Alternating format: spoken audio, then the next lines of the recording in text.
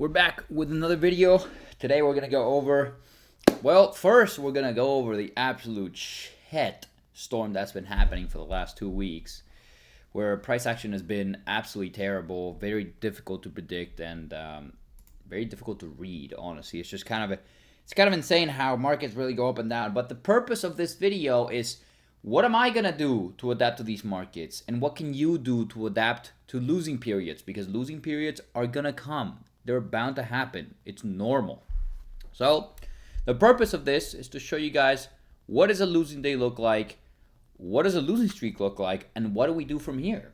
So first, we're gonna go over my adaptation to the recent markets. There's been a couple things that I haven't quite done that I could have been doing that could have propelled my trades to be a little better, and that's overnight analysis. It's something that I've been working on recently and something that I've been doing in my free community, which you should join, by the way. It's free. It's not very active right now because I have a full-time job and it's kind of difficult, but I basically teach everything there after work.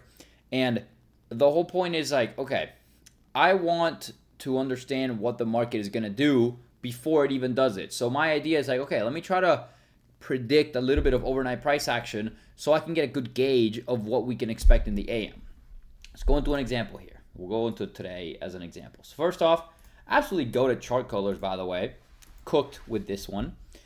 Let's go into tonight's predictions, for example. Let's just think about it like this. I'll show in Discord, you can see that I make overnight predictions. For example, I thought we were going to continue higher today, but I did mention the possibility of reversal type move is strong given the range in which we are playing. I literally said this before yesterday's open. What happened today? Well, we came right back down. We didn't get anything that was worth taking, in my opinion, for shorts. And I was still a little bit bullish given ES, but that's a different story. But at least I was prepared for this. I was prepared for this type of move. Now, for tonight, we'll do a live example. Let's try to give a little bit of analysis here. What do we want to see? Where are our objectives? What are we expecting? Well, first off, we have previous day low right here, right? We can mark our previous day low, and then we can mark out, which would be a higher day. We can change it to previous day high. What do we see overall in the 1 hour? Let me remove the drawings here, just purely visual. Well, we're still clearly in this range. We're clearly trading within this range right here. That's super obvious. The question is, when will we break out of it? I don't know. Until then, I'm going to go for easy targets. I'm not going to go for a big move or expect, a 2% move up. I'm going to expect price to likely reverse and continue this trend that is happening right now. Now, we have both buy side and sell side liquidity right here. We have these lows, these lows, these lows, and then we have these highs, these highs, these highs. Super easy.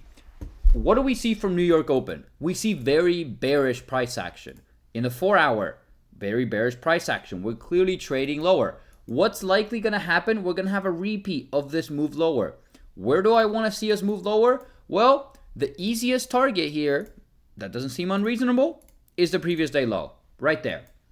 When is this going to happen? I have no idea, but I want to see overnight price trade lower. And if we then trade lower and see, essentially, let's say overnight, we trade lower, we take out this low. If we see no buying interest after it, I'm going to assume that we're going to come down and take out these lows. So that's kind of like the idea. That's my first plan. Boom. We have the first plan. We're trending bearish. We traded very much bearish, and we want to see price continue lower. This is a clear continuation here. We have a 1 hour gap, which is sending us lower, as we can see.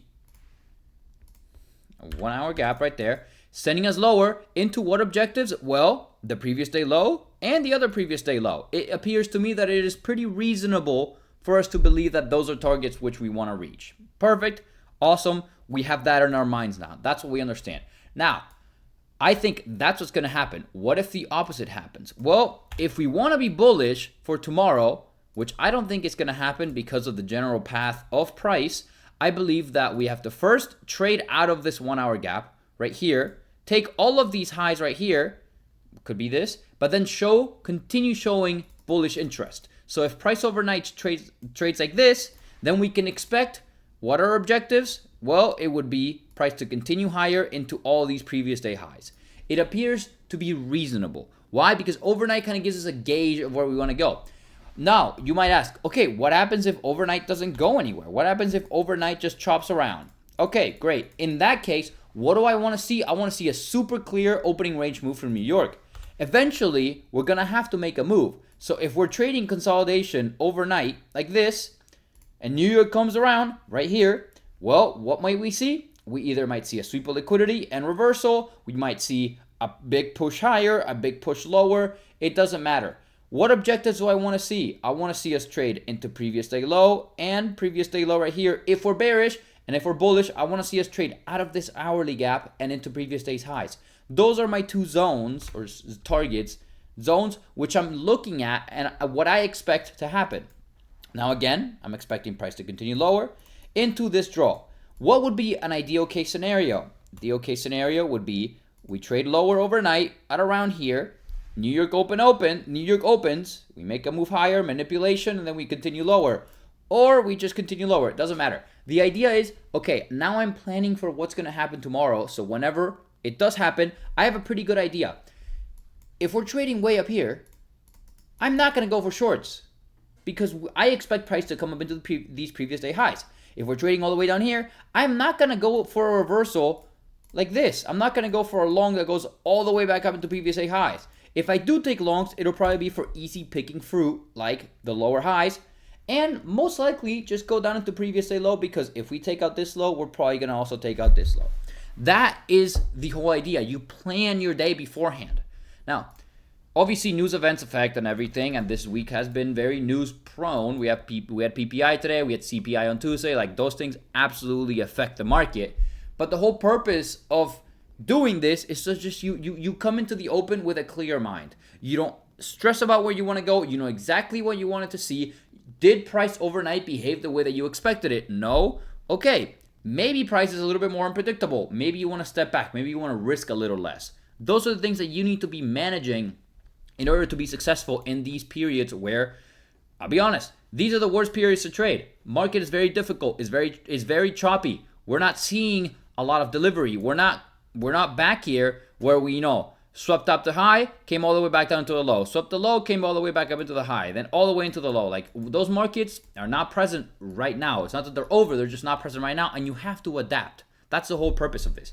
This could cause you to take a lot less trades, which is completely fine, but it could also cause you to take better trades, which is the good part about this. And if you can manage these bad times, the good times are going to appear so easy. That's the whole purpose of getting better every single time with different market conditions. Right? So now moving on to something else that is very important, and I think that this is something that's been happening to me. I have a set of rules where I'll just write them down here. In periods of downturn, let's say you're trading a funded account. For funded accounts, evals, honestly, for evals, if you want to pass an eval and you basically want to guarantee an eval pass, you can either get a pro account and risk 1,000 and go for a 1 to 2 and then get another 1 to 2, or you can do the flex accounts, like the ones with consistency in the evals, which I think is better because in funded, I don't want to have consistency rules. For those, it's super easy. Usually, if you get a 50K, you have to make like about 1,200 or 1,500 max. Super easy. You go you risk 1K for the evals. Go for 1.2 or 1.5 risk to reward, which would be your winning day, and that's it. Literally, that's how you do it. You do 2 days in a row, 3 days in a row, you're perfectly fine. If you lose, then you risk 1K again. If you blow the account, so be it. It's an eval. You're supposed to blow it. Like, you want to pass it quickly. That's the rule for evals. You risk 1K, you basically have 2 attempts. You lose one trade, all right, that's fine. You lose a second trade, okay, whatever. It's not a big deal. We'll get back into it. You just buy another eval. Unfunded. You first risk 500 every single trade. That's your 1R. That's your full risk. Mondays, risk $250. It doesn't matter. And then you go for 1.8 to 2 RR. More is better, obviously. For easy targets, don't force it. So don't force the risk to reward. And then once you get 2K buffer, or ideally 2,500, then risk 1K and follow eval trading rules. Boom. You move your risk up, okay? Now, what happens when market conditions are like the way they are? Evals, again, don't matter. For fundeds, it's okay to be patient. The funded account is not going to go anywhere. It's better to be consistent on a funded and then get, winning days, winning days, winning days, winning days, secure small payouts, winning days, winning days, winning days, winning days, secure small payouts, than just to risk it all for one big day. That doesn't make any sense. And it's also not viable because I always advocate for live accounts. Live accounts are so much better. So for bad market conditions, super simple.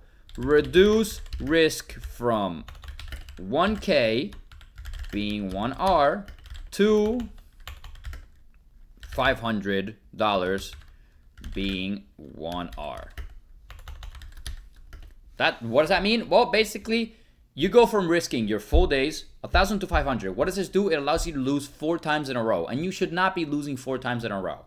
Not with the way that I trade, not with the way that you should be trading. And one win gets you 2 days. So you could lose, win, lose, win, lose, win, lose, win, just like that, and you'd still be very profitable. So that's why. And I have rules. Monday, 0.5R. Why? Because Monday is usually ass. Unless you have an A+ setup, but that's only I'm able to do that. But I'll say Monday, 0.5R. Tuesday to Thursday, 1R, 1 or 1.5R, depending on how good the trade is. And then Friday, also 0.5R, because usually is not as good. Those are my rules. That's how I risk manage. Now, what am I doing? I'm going to be super transparent. My live account is cooked.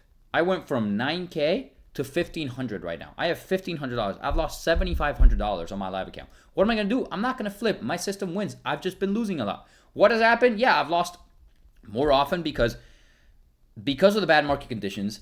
I've lost a lot of trades, which I thought were going to be good, which usually would deliver, and I risk double because I want to make more money, and that's the way that I'm okay with risking. Now, what am I going to do? I have $1,500 left. I'm treating it as a 2K live account. I'm going to risk 500, 500, and 500. I don't think I'm going to lose 3 more trades in a row, and if I do, well, okay, I lost a live account. Is it the end of the world? No, it's fine. I'll get a funded account, pump up my live account, maybe deposit some personal funds. It's not the end of the world, bro. Like, it's fine. All I need is just a couple winning weeks. My account is back to 10K. And then all I need, if I blow the account, is just a couple of winning weeks and I make those 10K back. It's not the end of the world. Like, trust me, it is not the end of the world. Now, with that in mind, you have to be okay with losing. You have to be okay with having bad times, with having downturns, with having trading conditions that just aren't ideal. Don't change your strategy. Adapt. What have I done? Before I never did this overnight analysis. Now I am. That's the big difference here. Now I implemented something new that's going to help my trades. Now I'm a lot more strict with my trades. Today, for example, I'll go to ES, which is where I took my trade, where I took my loss today. I'll show you guys. So on ES today, normally I would have taken this inversion right here. Because why? Well, we're reacting off of a pretty big 30-minute gap. We have clear V-shaped recovery. We have a good closure above. I don't like it. Why? It's just NQ is so bearish and ES is just struggling to close above this. I didn't like it, so I didn't take it. Saved myself of a loss because I would have had to go break even at this AM high and then would have gotten stopped out. What happened? I waited for something even better. We swept all of these lows. We're reacting off of a 30-minute gap down here. So you can see, where am I? 30-minute gap right here. After sweeping all these lows, what do I see? I see a pretty clear 1-minute manipulation move down that sweeps all the lows, leaving very clear gaps. We inverse it very strongly right here with a lot of conviction. I take the trade. This is an A+ trade. There's nothing wrong with this trade. I lost, so be it, bro. It's fine. I know that 9 out of 10 times this trade is going to smack. And with this single trade, I would have made back everything I lost in the last 2.5 days. That's how you should think, bro. That's how you should know about your strategy. So that's basically it. That's how you get better. That's how you get through those bad times. All right? Join the Discord down below. It's all free. I try to make good education. And I'll be catching you guys in the next one. Peace out.